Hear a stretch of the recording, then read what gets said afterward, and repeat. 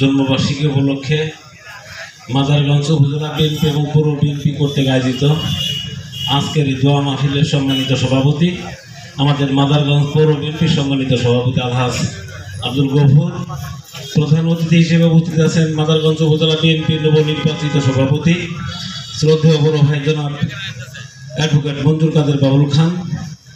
আজকের এই সভায় সঞ্চালনায় আছেন আমাদের মাদারগঞ্জ উপজেলা বিএনপির সম্মানিত সাধারণ সম্পাদক ৭ নং সিঁদুলি ইউনিয়ন বিএনপির সম্মানিত সভাপতি জনাব মিজানুর রহমান রতন এবং পৌর বিএনপি থেকে সঞ্চালনায় আছেন আমাদের মাদারগঞ্জ পৌর বিএনপির সম্মানিত সাধারণ সম্পাদক জনাব খালেদ মাসুদ তালুকদার সোহেল।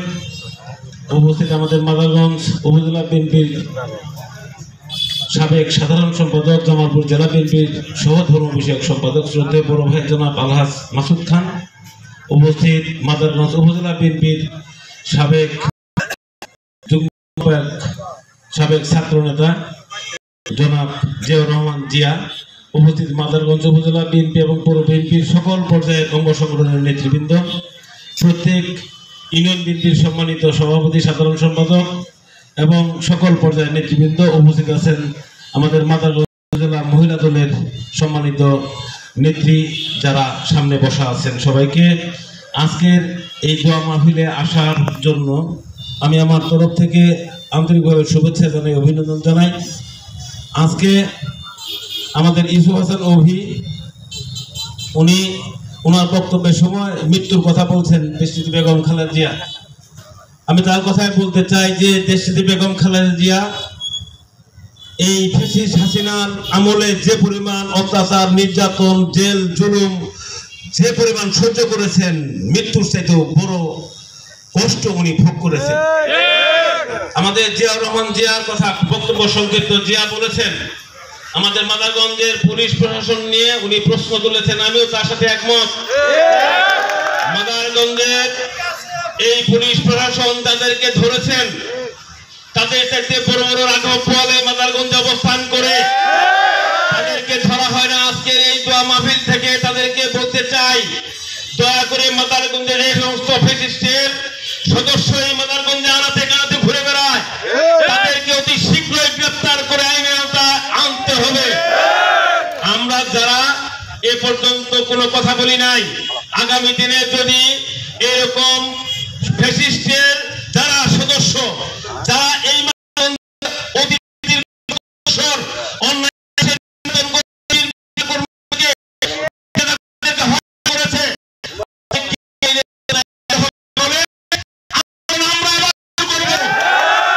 সবাইকে আমি আমার বক্তব্য সংক্ষিপ্ত করে শুধু এটুকু বলতে চাই,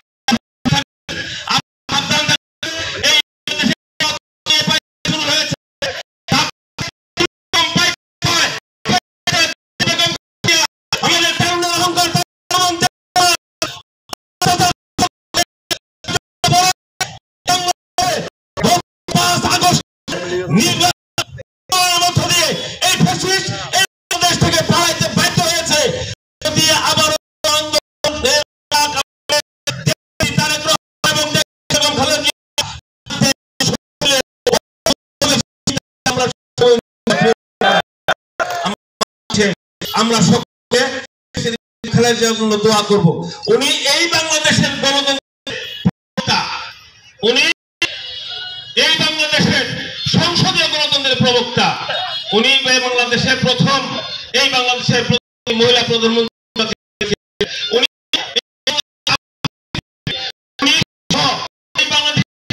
নেত্রী আছে যিনি এই বাংলাদেশ থেকে